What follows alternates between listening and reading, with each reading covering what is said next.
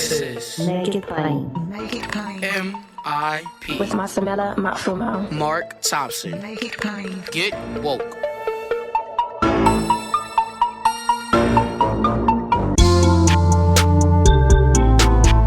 God bless you. Get woke. Folks, MIP is now COVID-free, meaning free to all subscribers as we navigate this pandemic. We're thinking about everyone, and we've got to get through this together. So for a limited time, no fee to subscribe to Make It Plain on your favorite podcast app.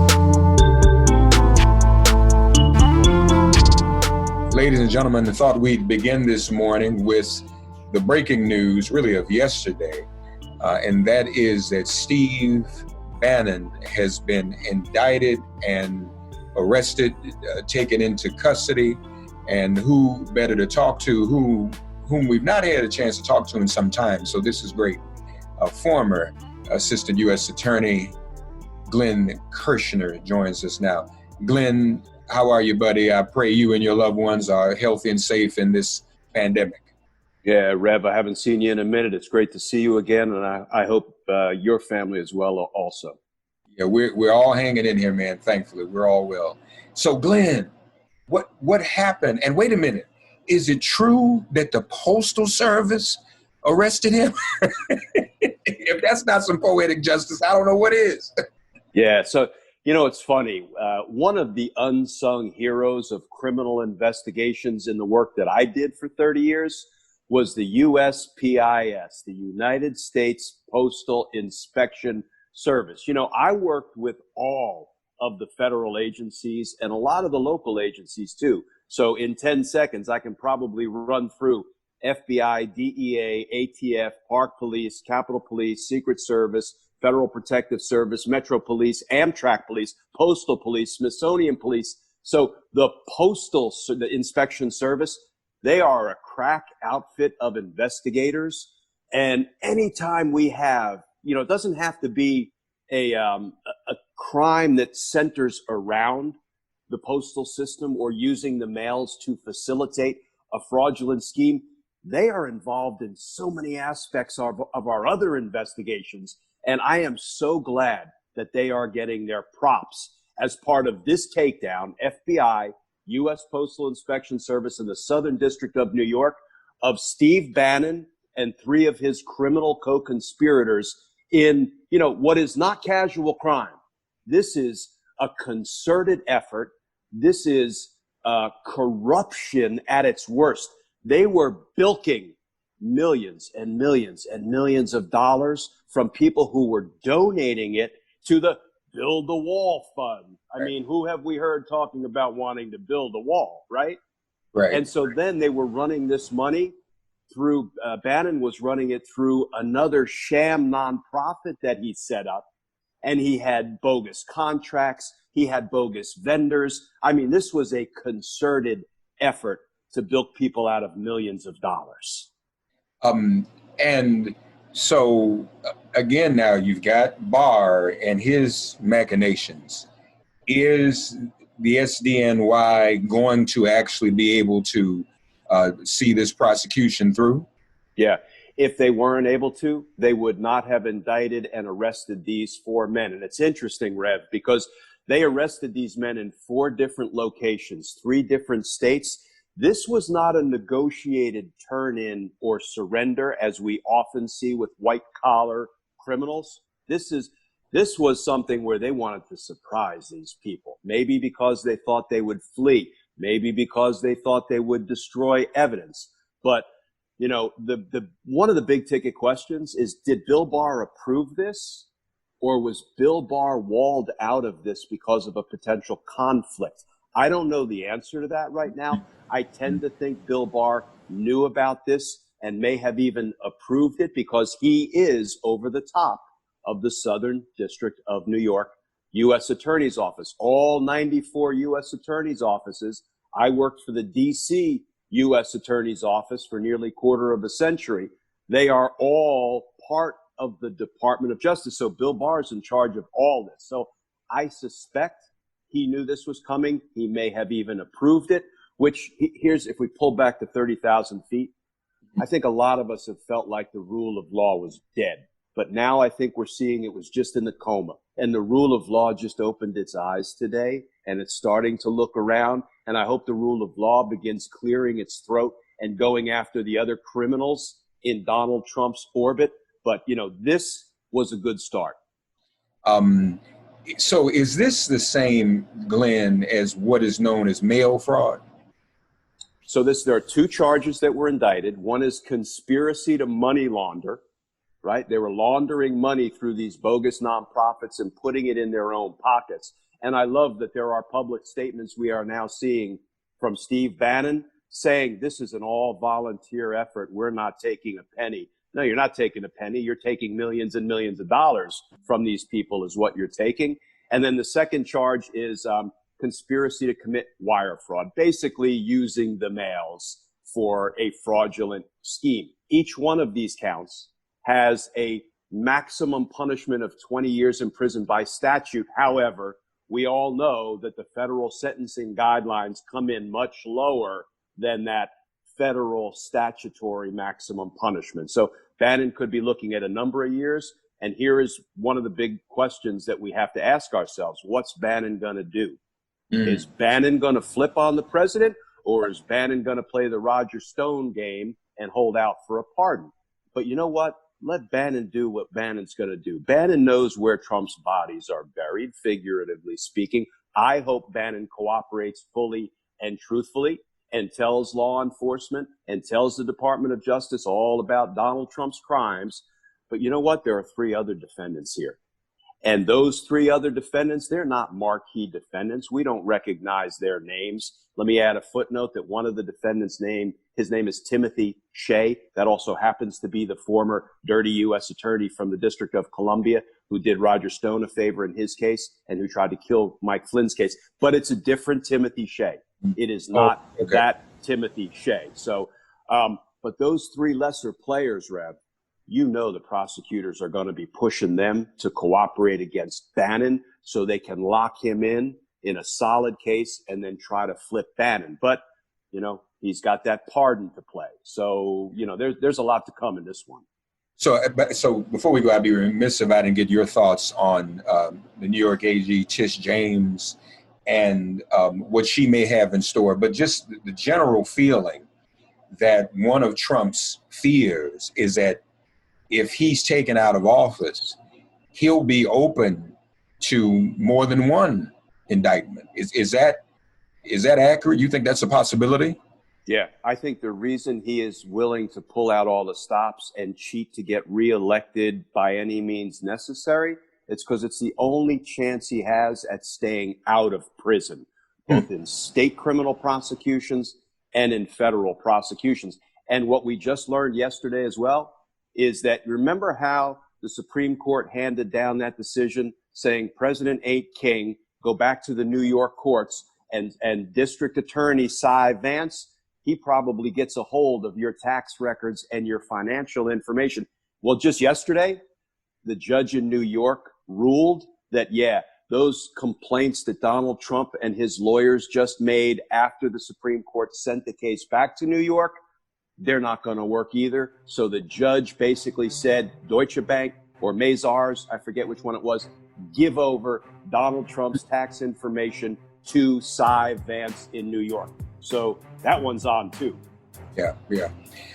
Glenn Kirschner, former Assistant U.S. Attorney in the District of Columbia. Always a pleasure to see you and talk to you, my friend. We've got to stay in closer touch, especially now with all that's going on. So we thank you, my friend. Yeah, it's going to heat up, Rev. Thanks for having me on. All right.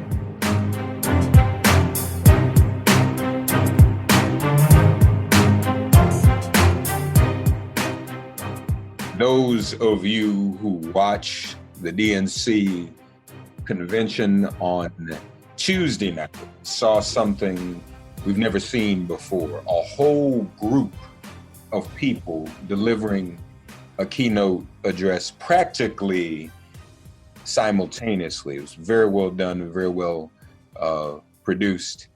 And we heard from a number of up and coming Democratic elected officials, of whom we all should be very, very proud, one of whom joins us now on Make It Plain. She was elected to the state senate in the state of Tennessee last year. She hails from Memphis.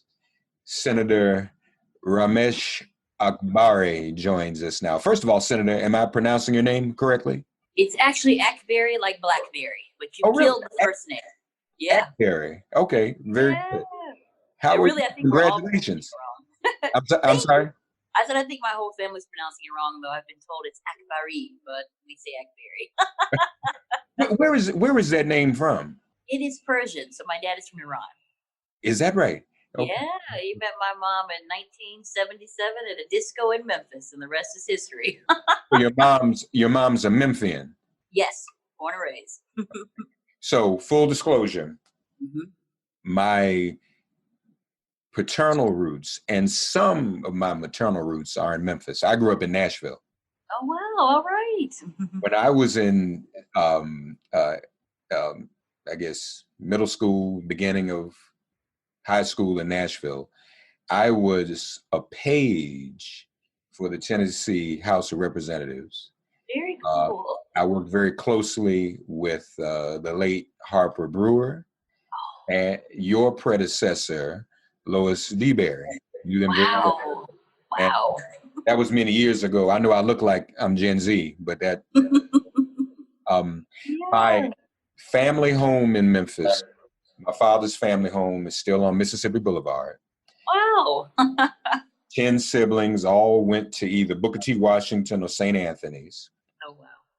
My mother's mother, my grandmother's younger sister, grew up in Nashville, went to Tennessee State like most of my family did. And then she went to Memphis to teach at Central High School. Frances Johnson taught at Central for a number of years. And she married the principal of Hamilton High for 25 years, Oliver Johnson. Wow. So those are my Memphis. Wow. Hamilton was in my House district. Central is in my Senate district. So you are Memphis. You have Memphis roots through and through. That's right. Well, that's why I was so happy to talk to you. So again, Tuesday night, tell us how that must have felt. And I saw you tweeted Ava DuVernay directed you. No. I had a little figurine.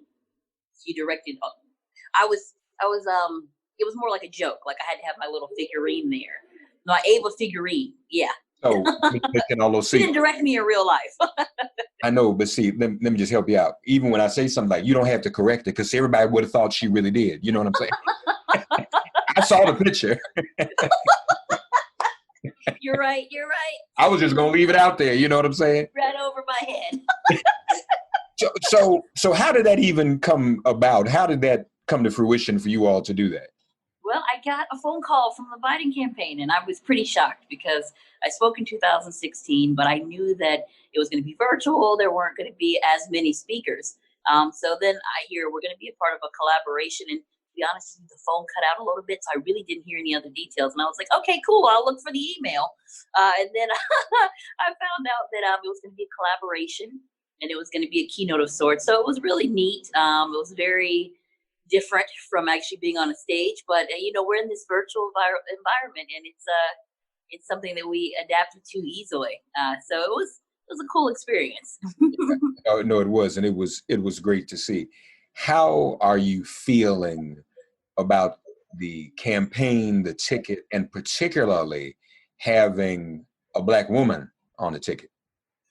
I'm excited about the ticket. I really thought that from the beginning, Joe Biden really had the experience to make things happen. But when he added Senator Harris, it was like so let me paint the picture for you. I'm sitting in a committee room, the Commerce Committee in Nashville. I'm the only Black woman on the committee. And my phone goes crazy because he has selected Senator Harris. And I'm thinking, oh my goodness, this is such a big deal, right? Like we have a Black woman, a South Asian woman who is on the ticket, I was just ecstatic. So excited. And the representation matters. You have Black women who have carried the Democratic Party for so long, and to have someone at the top of the ticket, that's a big deal. As Joe would say, that's a big effing deal. Y'all said that Tuesday night too. I thought that was hilarious. Yeah. And when I got the script, I'm like, okay, so we have a bunch of elected officials who are supposed to say, that's a big effing deal. And my mom is watching me film it, and I'm like, that's a big effing deal. No, that's great. It's funny how times change.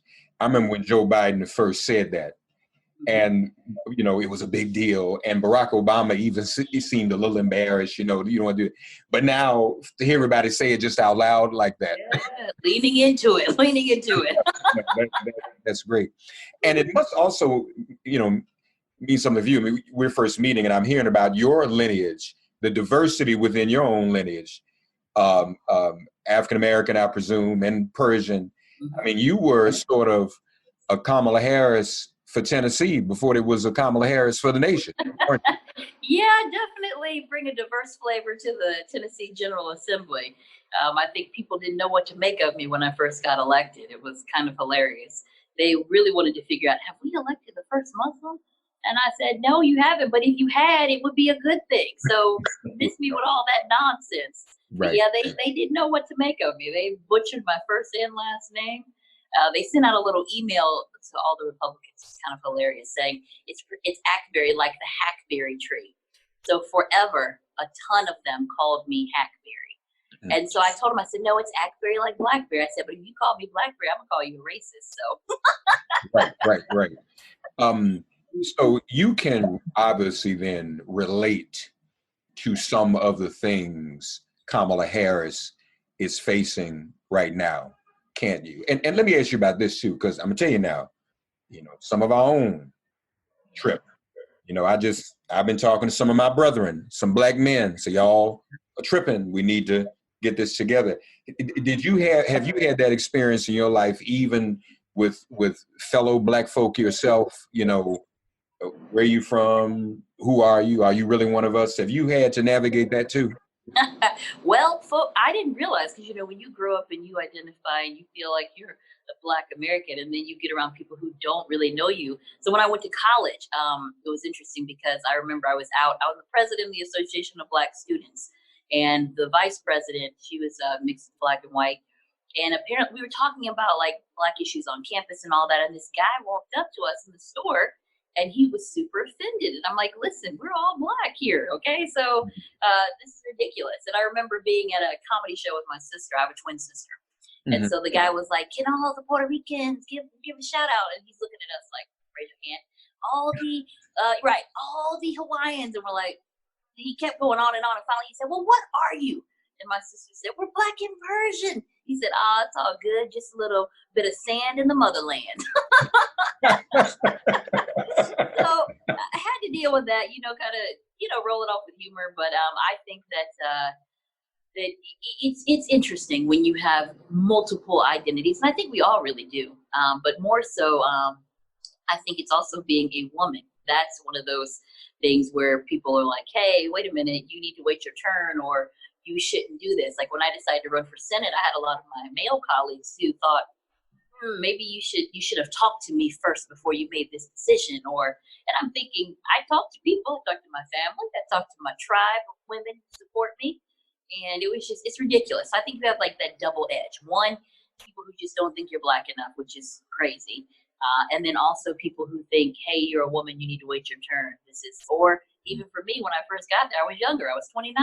So they definitely thought, sit down, little girl, learn a few things. And I understand. I understand when you get a seat at the table, you don't have to flip it. You can learn and adapt and bring them all over to your side. I'm with it. I know when you're new, you shouldn't just tear stuff up, but you should also make sure your voice is heard. Absolutely. And I find it interesting too, as I'm sure you do. I am hearing, especially from women, across all nationalities and ethnic groups and cultures, who see themselves in Kamala Harris too, wherever they're from. Because let's face it, you're right. Most of us are more diverse than either we realize or we'd like to admit. Right. For sure. That's the deal. So you feeling confident about this November?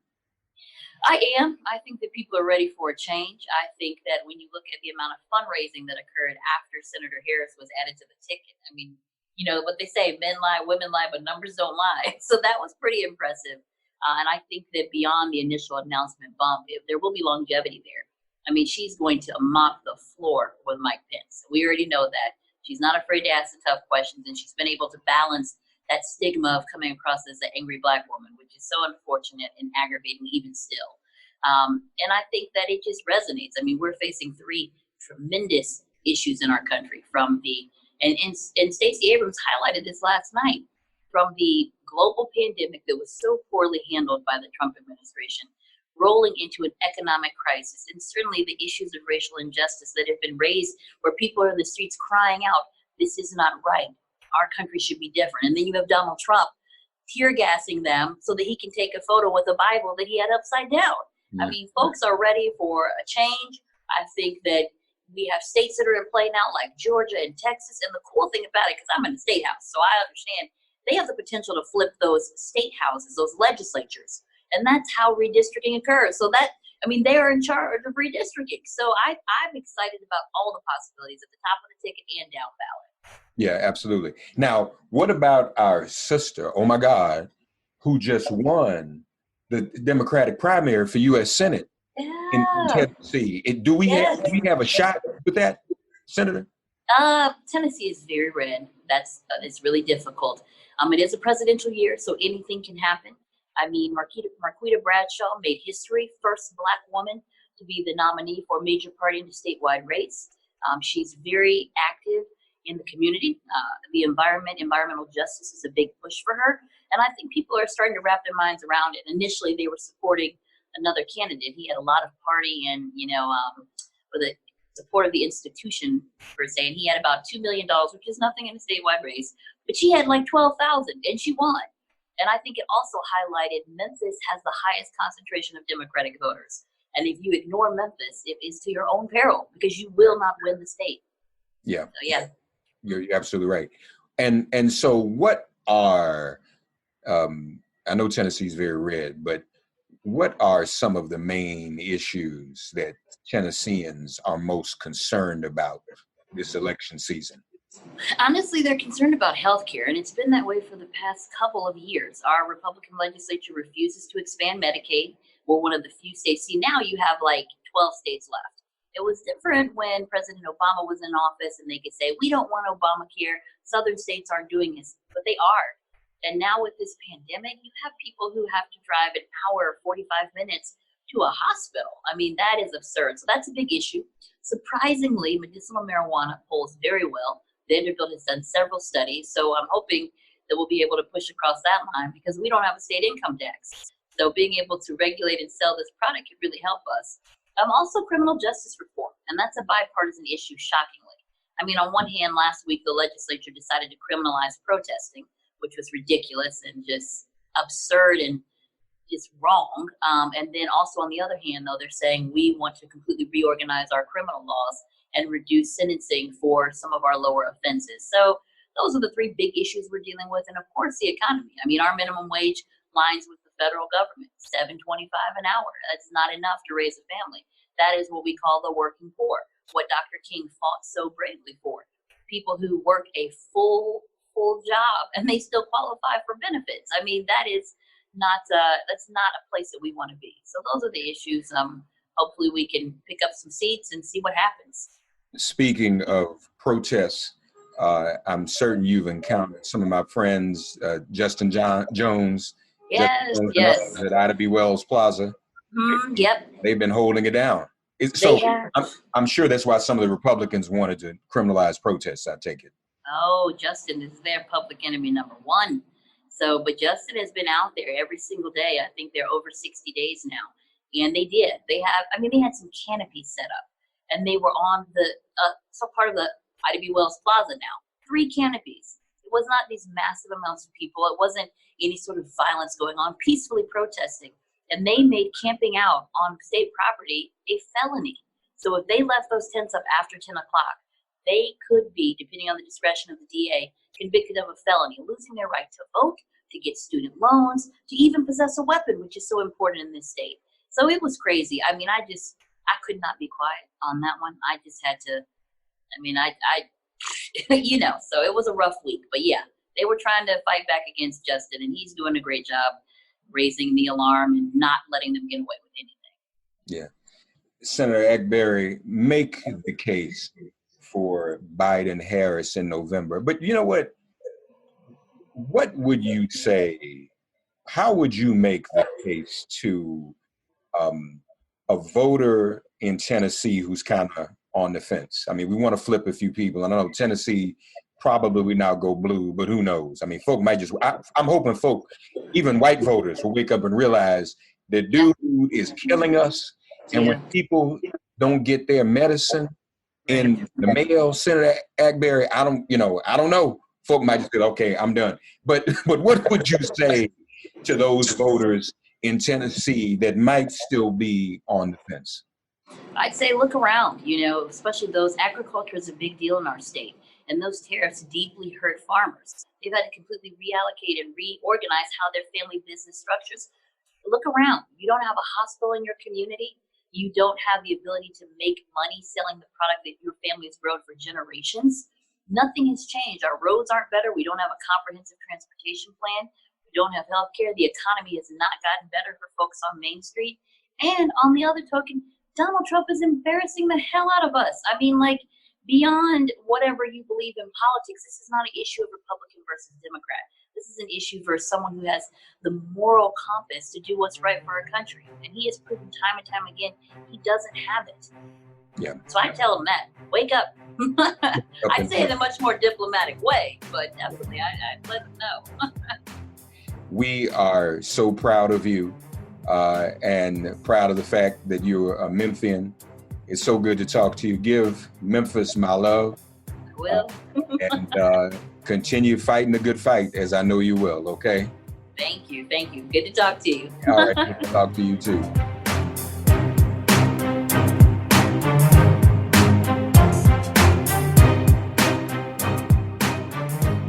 Ladies and gentlemen, another one of the Democratic Party convention keynote speakers from Tuesday night. There were 17 up and coming, as they were described, keynote speakers.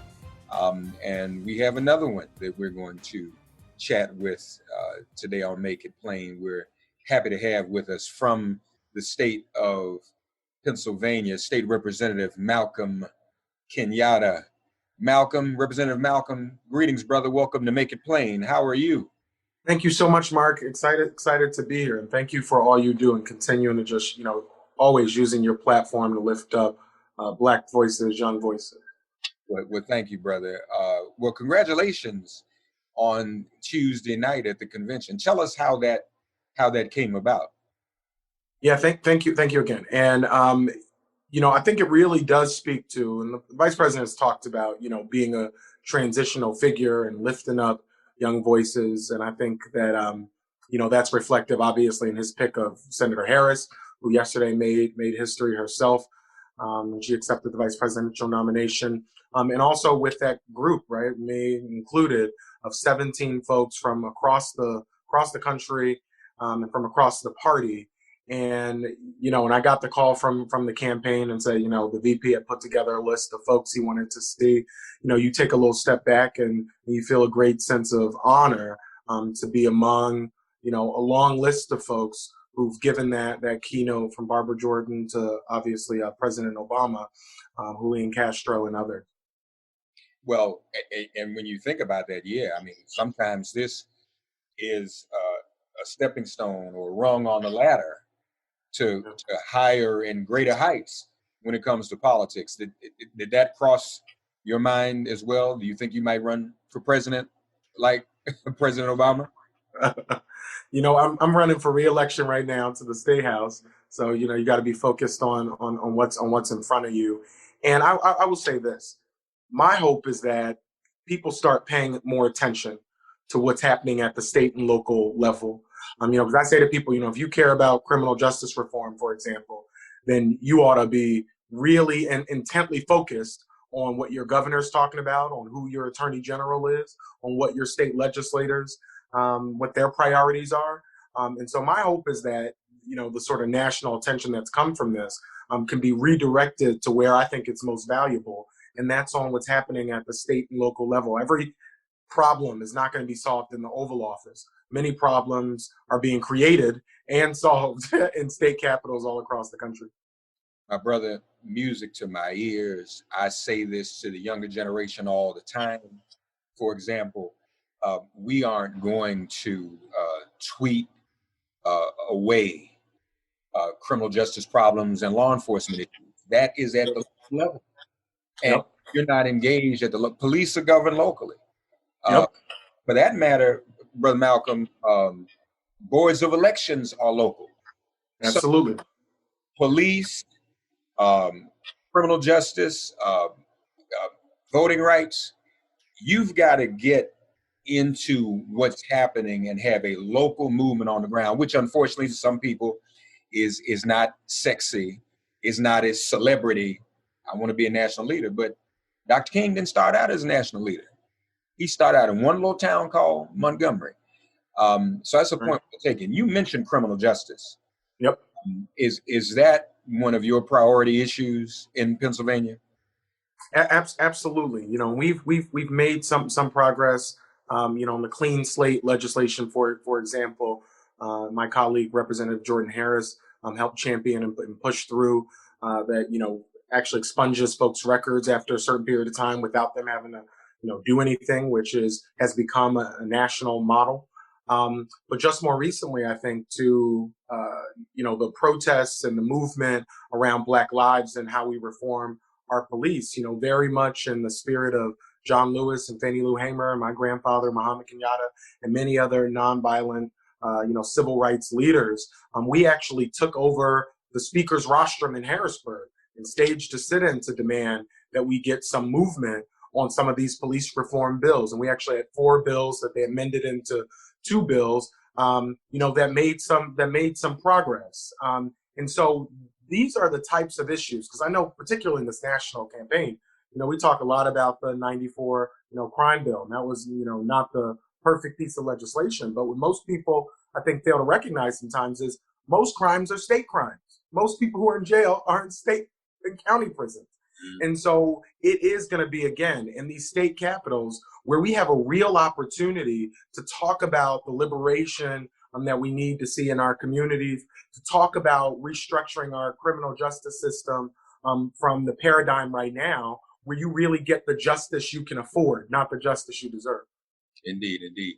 Our brother Malcolm mentioned his father, folks, Muhammad Kenyatta, who was active in the Mississippi Freedom Democratic Party, his early civil rights years, and also ran against no good Frank Rizzo for mayor, didn't he? That's right. That's right.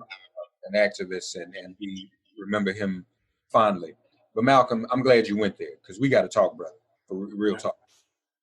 Too many of our Black men and many of our millennials, including young women, are being targeted for disinformation and propaganda against our sister Kamala Harris because of her criminal justice record. And I'm talking to some of these folk. I'm trying to deal with it. But I think we have to figure out a way to address it. And I know we can't solve all of that here. But let me ask you, what do you say to those young women and men what should we say when they raise questions about Senator Harris's criminal justice record, and how do we get over to them the importance of still voting for this ticket? Yep. So I think it's twofold. The first piece is that we need to have a real conversation about her criminal justice record, a holistic conversation. Too often what happens is people find, one thing that they don't like in a whole body of work and then say that, this is who that person is. When the reality is, she really was talking about, you can go back, she was talking with our brother Tavis Smiley, back many years ago. I think it was a Black convention conversation they had. People should go find it. A lot of the things that she was talking about as then Attorney General are things that folks are out in the street right now marching to get elected officials to understand, to get folks who are in the criminal justice parts of our government to understand. She was talking about those things at a time when it was not popular. When she created a statewide program to deal with recidivism, that's incredibly impactful, because we know that once our young people in particular get looped into the criminal justice system, because the recidivism rates are so high, they end up getting locked into a cycle that really diminishes their possibilities. We also need to talk about the fact that Black girls in particular are targeted at some of the highest rates for sex trafficking and other types of incredibly damaging behavior against women of color. And she was one of the leaders in this country of dealing with sex trafficking. We also have a lot of people who looked at what happened after the Great Recession, particularly people in my generation who graduating college at the time, right, or just starting college, and do not have a lot of opportunities available because people were seeing their homes being taken from them. She got the largest settlement from big banks for the behavior they exhibited during that crisis than any other person in the entire country. Billions of dollars back to people who had lost their homes in the subprime mortgage crisis. And the reason that matters is most of the folks who were targeted with these subprime mortgages were Black folks. Mm-hmm. Were Black folks. Yeah. And so she really does have a history, I think, of being a progressive prosecutor. But I think this idea that we're going to fix this system by deciding we're not going to engage with it, I think is antithetical to what we really need to do. Let me make this point. Please. Empathy, or apathy rather, is a justifiable response to being, effed over multiple times. That is a justifiable response. But we find ourselves in this situation where we have a very chicken or egg situation, right? The apathy that is generated from the lack of substantive policy change that we need to see, that apathy is actually in large part to blame for the lack of progress on the substantive issues that we need to see. And so it's one of these issues where my grandfather would say, everything is political. So when I hear people say, well, I don't do politics, my response to that is, well, politics does you. Politics does you. And you choosing not to engage in the system does not make you immune from the impacts of the decisions that those systems make. And so we have to get to a place where we recognize that they would not be working so hard, from the Republicans to the Russians, to disenfranchise, to miseducate Black and brown folks, particularly Black and brown millennials, if they didn't recognize the power we had if we woke up and voted. Yeah, no, you're absolutely right. That's very well said, my brother. And I'm trying to talk to some Black men. I hope that we are able to have some more conversations with Black men. I may even want to do a couple town halls, and I think I'll probably want to invite you as well, because we've got to talk about this. Anytime. And the other thing too, Brother Malcolm, you say holistic. Nothing is easy. Things are complex and there's overlap. This is generational too. And what I think a lot of us are not realizing is that when it comes to the mid-90s and crime and all of that, it was some of our parents and elders who demanded a tougher stance on crime. And people may look back over that now and say, well, maybe that was a mistake. And I think a lot of people realize how that was misused. But the fact of the matter is that was a moment when our own community was very concerned about crime within our own community and safety. And then that was the era of crack and everything else. I remember when Len Bias died and how that literally changed everybody's attitude about everything. And so it's, speaking of the chicken and the egg, it's hard to judge people in an era that was that long ago and in a very different context. You know what I'm saying? But it also troubles me, though, Brother Malcolm, and we support this ticket, but the online traffic against the sister is far greater than any of the same discussion directed toward Joe Biden or even Bernie Sanders. And I remind people, y'all, that's for a reason. So you can't hold an African-American woman to a higher level of accountability than you would hold even a white man. And they voted for the crime bill. So I just try to point that out to people, that even when it comes to social media is good, and it's also bad, as you alluded to. We're targeted.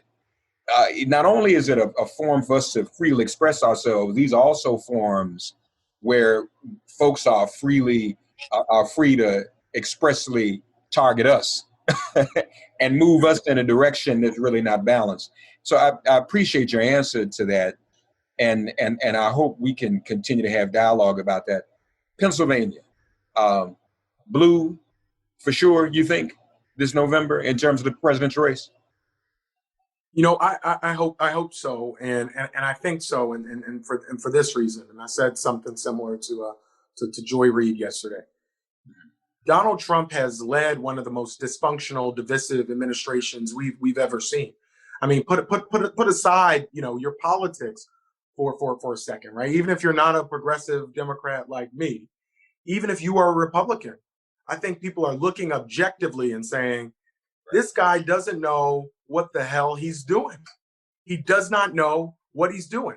And so Pennsylvania, a lot of people don't recognize our biggest industry is agriculture in Pennsylvania.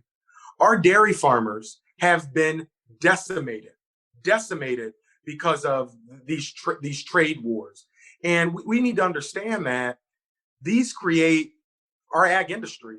It's not just the person who's milking the cow. There are all these downstream jobs that are being lost because of what he's done. And so it's had a ripple effect, not just in the central part of the state where a lot of these folks are, but across the Commonwealth, it's had a ripple effect.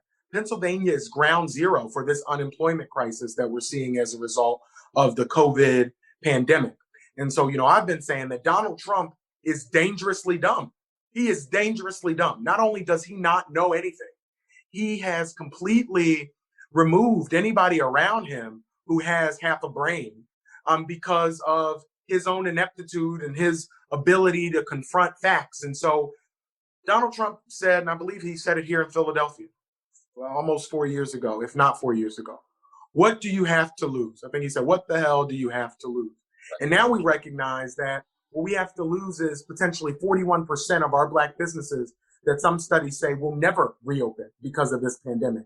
What we have to lose is the 7,000 plus Pennsylvanians who've died from this pandemic, folks who are coming home, laying in bed, missing that person who loves them best, who used to be with them. What we have to lose is the ability for our young people to go to school. And we recognize that as we move to this online learning, which is going to be necessary because of this pandemic, it's Black and brown kids who have the least access to the type of Wi-Fi and the other technological capabilities that they need, from tablets to laptops to whatever it is, to engage. And it's our Black and brown kids who are going to be behind in terms of their educational attainment, and again, positioning them to follow their own dreams. And so I think people here in Pennsylvania are recognizing that there's a big gulf between the rhetoric of Donald Trump and the results of Donald Trump. And last time in 2016, we only had his rhetoric. This time we have a record, and it's a record of failure. It's a record of shame. It's a disastrous record. Donald Trump was impeached once. I ought to think he'd be impeached again. And I think that we have to beat him in such a way that every footnote in history says that folks across political spectrum, across the country, stood up, because President Obama made this point so passionately last night. And it's a point that we really have to hone in on. All these debates that we're having right now about who our government should serve, how our government should work, all those things are moot if we don't have a democracy. And if Donald Trump gets another 4 years, we will go the way of Turkey. We will go the way of Belarus. We will go the way of a lot of countries right now who have had thriving democracies that have seen them ripped away because folks decided, oh, I don't like anybody. Everybody's all the same. Everybody is not all the same. And we need to stop doing that. We can hold our friends accountable and say to Vice President Biden or to Senator Harris, hey, this is the direction we need to move in. But no Democrat is saying no health care. We're talking about how we deliver healthcare to everybody. And that's a debate we should have. No Democrat is saying that the criminal justice system is perfect. We're talking about how to address it. And so we need to recognize, and I hate being hyperbolic in this way because people start to tune out when you say this is the most important election. But I really do believe, as Brother Bernie Sanders said, the results of failure, if we do not beat Donald Trump, will be catastrophic in a way that I don't think we'll be able to quantify. Mm-hmm. And obviously, we talk about agriculture. You know, we're talking about white Pennsylvanians too, maybe even some Republicans. Do you think they are ready? Because they often vote against their own interests. Are you getting a sense, though, that in this crisis with the tariffs and all of that and COVID, you get a sense that they may be seriously considering actually voting in their best interests as opposed to voting against it? So, you know, I was heartened to see on the first night of the convention, there was actually a dairy farmer from Pennsylvania he's still a registered Republican, who said Donald Trump's policies have destroyed his farm. He might not be able to keep it. He's going to be voting for Joe Biden. And so that's an anecdotal, piece of evidence, but I think that that's helpful. I think the other thing is, when we look at what happened in the 2016 elections, one of the sort of crosstabs in the polls, I know, nerds like you and me, we like to look into the polls and dig into the details of it. But one of the things that I think is a little bit heartening, though maybe not in the way that you'd expect, is that there is a contingent of people who look at both parties and say, I don't like it at all, right? These are people who vote, but they look at both parties with, a jaded sort of view. In 2016, those folks who voted but didn't like either candidate voted overwhelmingly for Donald Trump. This time, you see the reverse, that there are a lot of people who are independents, maybe disaffected Republicans, who said, I've been a Republican my whole life. I'm not going to become a Democrat, but I don't know if I can vote for Donald Trump. You're seeing the exact reverse, that all these people who are saying, I'm definitely going to vote, but I hate everybody, are overwhelmingly predisposed to vote for Joe Biden. And in a state like Pennsylvania, where we lost by 0.5 percentage point, I mean, Donald Trump acts like he won Pennsylvania in a landslide. He won Pennsylvania by 0.5 percentage point. I mean, if I had gotten 6% more people in my district than the neighboring district, state house districts, we could have won the state. So I think that there is a contingent of folks who have been failed by the political establishment on both sides, but who recognize they need to vote. And I think by and large, those folks are going to vote for Joe Biden. And then we have a responsibility as Democrats, if folks vote for us, right, to then really deliver. I was just looking up the numbers as we were speaking. It was less than 50,000 votes. Yeah, I think it's 43 something, right? Yeah.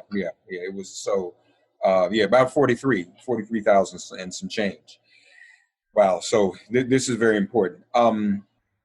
Lastly, a lot of people see themselves in Kamala Harris, from African American women to Asian American, Pacific Island women, and we won't even get into the Jamaicans. Some of y'all coming for Kamala might want to pull back because these Jamaicans don't play. Once the Jamaicans get behind, all my best friends are randomly like Jamaican, and so they were very excited when she was chosen. Right. So, but how do you see yourself? How important is this to you as a Black gay man to have a woman of color on the ticket, and particularly a woman of color who herself has been a groundbreaking ally to the LGBTQIA community?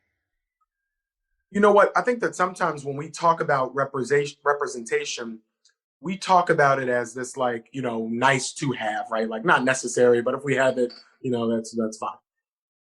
It matters in a real way, right? When I walk into a committee hearing with locked hair, from a working poor family, with all the different intersections of my identity, we are having completely different conversations that even folks who are allies to my story and allies to the different ways that the American dream has not been realized for people like me. It's different when you have that lived experience.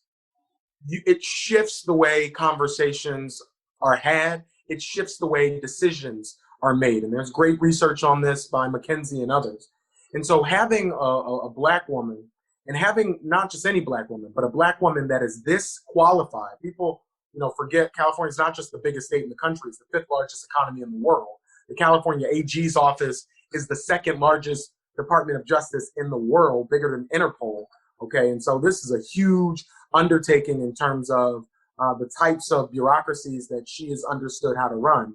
And so when you have somebody who is this competent, this qualified, and who also has a lived experience that we've never had in that office, not only does that make me feel good to see her up there, but as somebody who really cares about policy outcomes, somebody who, and I like a lot of my colleagues, but I'll tell you, not all of my colleagues, particularly Republicans, they ain't reading a lot of this crap. So I know a lot of times people think, politicians are so evil. A lot of cases, like Donald Trump, they're just dumb. They don't know what the hell is going on. And so I think that she's going to have a major impact in terms of young people who are sitting at home, who are asking the question, can I actually pursue my dreams? Like that piece of it. But she's also going to have an incredible impact in terms of the policy outcomes, because there are blind spots that we all have because of the limits of our identity. And she's going to be able to bring up things. And I know, she took on Vice President Biden in the debate. It's been very clear that she is going to be somebody who is going to make her opinion known to the vice president. And I think that that is an incredibly powerful thing. And I'll just end with this note, Mark. I've gotten to really know Joe Biden. And, Joe Biden's been in politics for a long time. He was elected to city council at 29. First issue he took on was redlining in his community. He hasn't made every right vote. I think he would say that. But one of the things that really sets him apart, and it was one of the reasons I was so comfortable supporting him so early in this primary process, was that he is somebody who deeply listens to other people. That is a facet of leadership that I think we have completely undervalued, particularly now in the Trump age, right, where he has all these authoritarian tendencies and the media frames everything up. Donald Trump was so strong, so strong. What we need is somebody who's able to lead, but more importantly, somebody who's able to listen, who's able to recognize that they don't have the sort of pulse on every single issue, and that there might be areas where they need to hear from somebody else, and that even if they feel like they have the best idea, that the only way you move forward in a sustainable way is if you bring people together and you get buy-in from folks that they were a part of the decision making. It's a part of the reason he was able to unite the party. Bernie endorsed him 5 days after he dropped out. He put together these unity panels. And so I just think that that's something for folks who say, oh, well, Joe Biden, has not agreed with me on every issue. I can tell you, he is somebody who listens deeply. He is somebody who doesn't have an ego about him, that everything has to be his idea. And I think that that's going to be something we really need as we start to think about how do we rebuild this country. Folks representing the 181st district in the state of Pennsylvania. What area is that? It's right in the heart of North Philly. Right here in North Philly. Amen. Our brother State Representative Malcolm Kenyatta, I'm certain we're going to be hearing much, much more and many, many great things from our brother, Representative Kenyatta. Thank you, man. Thank you so much, Mark. Stay safe. Very proud of you. Yes, sir. God, you are our refuge. Send our ancestors to guard our doors. Cast out this virus from our communities and our bodies. Heal, bless, and protect everyone listening and their loved ones. Thank you for listening to Make It Plain and Get Woke. Remember to listen, like, and subscribe on Apple Podcasts, Spotify, and wherever you get your podcasts. If all minds are clear, it has been made plain.